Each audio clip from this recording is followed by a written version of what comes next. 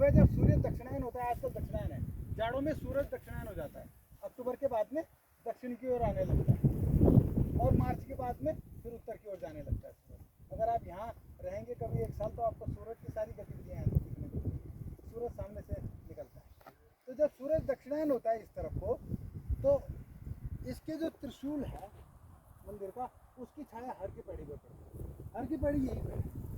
अगर आज धुन होती तो आपको हर बार पूरा दिखाता है, मनसा देवी, चंडी देवी, आपका हर की पेड़ी, आपका पतंजलि योगपीठ, आपका DHVL, आपका बादराबाद वाले जितने जगह है हरिद्वार की, वो सब यहाँ से आज मैं आपको दिखाता। एक्सीडेंटली आज जो है पूरा वो लगा हुआ है, धुंध लगी है। आपका मसूरी दिखाता मैं यहाँ से आपको धनौल्टी की खूबसूरत पहाड़ियाँ, बर्फ़ से लदी हुई पहाड़ियाँ दिखाता। और आपको वो मंदिर है सुरकंडा देवी, और आपका दूसरा क्या मंदिर है टेरी का, वो दिखाता। हमारे जो राजा थे पहले, शाह जो वंश के जो राजा थे, जिनकी घरवाली अभी मानन शाह की घरवाली हमारी सांसद भी है टेरी से, उनको नरेंद्र नगर में उनका महल दिखाता। आपको पता हमारे राजा थे पहले, तो हमारे उन्हीं राजा ने ये मंदिर बनाया है, राजवंश का ही मंदिर है ये। पहले राजा जो है इस मंदिर के बारे में इसलिए बना गया है ये, जितने हमारे गढ़ हैं, चाहे भैरवगढ़ है, चाहे ये गढ़ है महावगढ़ है, बावनगढ़ जो है जो, तो इनमें से ये हमारे राजा की विजिलेंस चौकियाँ थी। विजिलेंस मतलब पुलिस चौकी, जहाँ से वो नज़र रखते थे पूरे इलाके पे कहीं से दुश्मन को। तो ये जो है ये भी हमारे राजा की विजिलेंस चौकी थी। इसका बहुत 300-400 साल पुराना आज का मंदिर नहीं है, बहुत पुराना मंदिर है। अब तो उन्होंने नया बना दिया, पहले इसके ऊपर पटाल थे, छोटा सा मंदिर था और पटाल थे। तो इसका ऐतिहासिक महत्व भी है, ये हमारे राजा ने बनाया है, बहुत पुराना। और लोग कहते हैं, हालांकि इस बात में कितनी सच्चाई है या नहीं है, ये भी एक अफवाह है कि यहाँ का जो शिवलिंग था वो चोरी करके मक्का ले गए थे। जो मक्का में आज शिवलिंग है वो कहते हैं यहाँ से चोरी करके। अब इसमें कितनी सच्चाई है हमें नहीं, लेकिन ये भी एक बात यहाँ के बारे में कहा जाती है कि महावगढ़ से ही वो शिवलिंग भी गया है।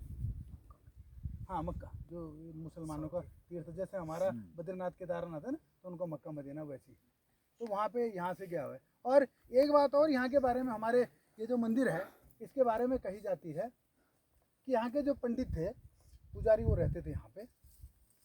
ये आज की घटना 400-500 साल पुरानी बात, जब कहीं रोड नहीं थी, कुछ नहीं था, सारा जंगल था, यहाँ से लेके हरिद्वार तक पूरा जंगल था। तो एक बार उसने महाराज शिव जी की आराधना की कि मुझे जो है गंगा स्नान करा दो आप। उस समय गंगा स्नान भी बहुत बड़ी बात होती थी, क्योंकि पैदल जाना पड़ता था सबको। तो उन्होंने शिव जी से प्रार्थना की कि भाई मुझे जो है प्रभु अगर आप हैं तो मुझे गंगा स्नान करवा लो। तो रात हुई और रात को जो है शेर प्रकट हुआ। शेर ने कहा भाई मुझे आदेश है प्रभु का और तुमको गंगा स्नान कराना है, मैं तुम्हें पीठ में लेके जाऊंगा और सुबह होने से पहले मैं यहाँ छोड़ूंगा। लेकिन इस घटना की जानकारी आप किसी भी मानुष को नहीं देंगे। जो आपके साथ में हुआ कि मैं पीठ में गया था, वापस आया, नहाया, वापस आया, ये जानकारी आप किसी को नहीं देंगे। तो पंडित जी ने उस टाइम तो बोल दिया कि हाँ जी मैं किसी को नहीं बोलूँगा, और वो पीठ में बैठ के गए, उन्होंने हर की पेड़ी पर स्नान किया और रात को ही उनको शेर मंदिर में छोड़ दिया। लेकिन पंडित जी के पेट में बात नहीं पच पाई। जब लोग वहाँ पे आए तो उन्होंने जो है भावावेश में वो बात लोगों को बताने शुरू कर दी कि शेर आया था। अब जैसे ही उन्होंने बोला शेर आया था, वैसे ही पंडित जी की मृत्यु हो गई। ये भी इस महावगढ़ के बारे में बोला जाता है, ये भी इतिहास में कहीं लिखा गया। जिन लोगों ने इसके बारे में लिखा है वो इस घटना का भी वर्णन जरूर करते हैं। और त्रिशूल की जो छाया वाली बात है वो बिल्कुल सही है, क्योंकि जब दक्षिणायन सूरज होता है तो उसकी स्थिति सीधा सीधा हर की पेड़ी में। अभी मैंने गुरुजी लोगों को चित्र भी दिखाया कि हर की पेड़ी से महावगढ़ कैसे दिखता है। तो वो सिचुएशनल हमारे जो एक जियोग्राफिकल जो एक सिचुएशन है उसके हिसाब से भी लगता है कि हाँ भाई ये ऐसा होता होगा। तो ये बहुत ऐतिहासिक जगह है। अब बताता हूँ मैं आपको यहाँ का जो ऐतिहासिक जगह जो दूसरी है वो है कण्वाश्रम। कण्वाश्रम ने किसी ने सुना है? कण्वाश्रम का नाम कहाँ है? कण्वाश्रम कोटद्वार में है, लेकिन वो आधा सच है। जो वास्तविक कण्वाश्रम है वो यहाँ है।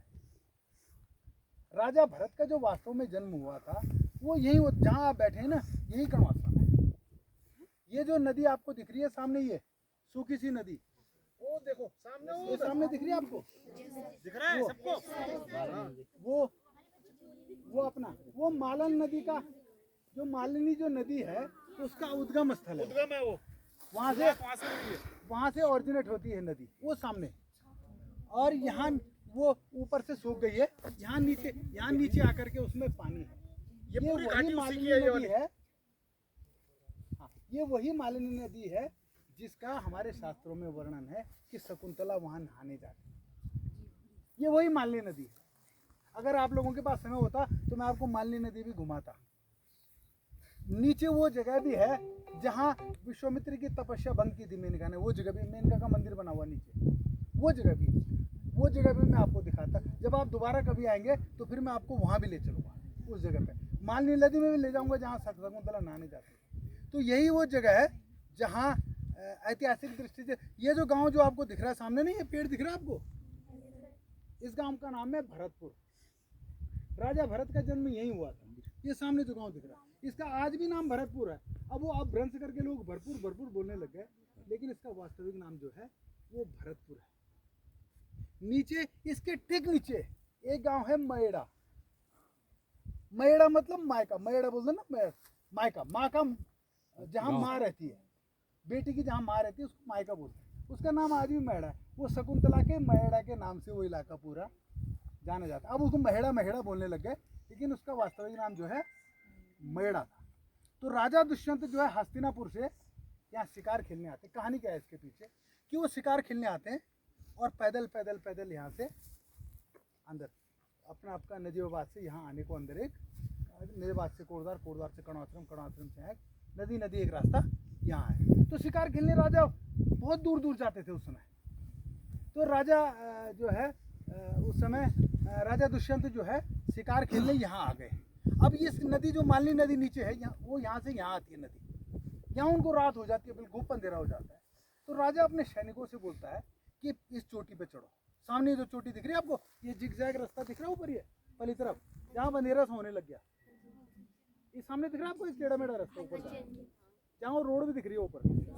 तो उसको कहते, राजा कहता है अपने सैनिकों कि वहाँ ऊपर चढ़ो और कहीं इलाके में देखो कहीं कोई रोशनी है जहाँ हम रात बिता सकें। उस टाइम में तो घनघोर जंगल रहा होगा, आज दिख रही है आपको बस्ती। ये सैकड़ों साल पुरानी, न जाने कितने पुरानी बात है। तो जब सैनिक ऊपर से नीचे आता है तो वो कहता है महाराज वहाँ रोशनी दिखाई दे रही है यहाँ भरतपुर में। कहते चलो भाई वहाँ चलो। वो रात को स्थिति भांपते जो है इधर उधर तलाशते जंगल के बीच में यहाँ पहुँच गए। तो यहाँ वो देखते हैं कि कोई ऋषि हैं और उनका आश्रम है। तो वो ऋषि को प्रणाम करते हैं और ऋषि का परिचय पूछते हैं। ऋषि भी उनका परिचय पूछते हैं। वो कहते हैं जी मैं कणव ऋषि हूँ। वो कहते हैं जी मैं राजा दुष्यंत हूँ और मैं शिकार खेलते भटक गया, मुझे आज रात आपकी कुटिया में विश्राम से। उन्होंने कहा ठीक है। वो अपनी बेटी को बुलाते हैं शकुंतला को और कहते हैं कि राजा की सेवा करो, इनके सैनिकों की सेवा करो और ये सुबह जाएंगे, रात इनको यहाँ रुकना। तो शकुंतला राजा की सेवा करती है। राजा 3-4 दिन ठहर जाते हैं वन इसी आश्रम में।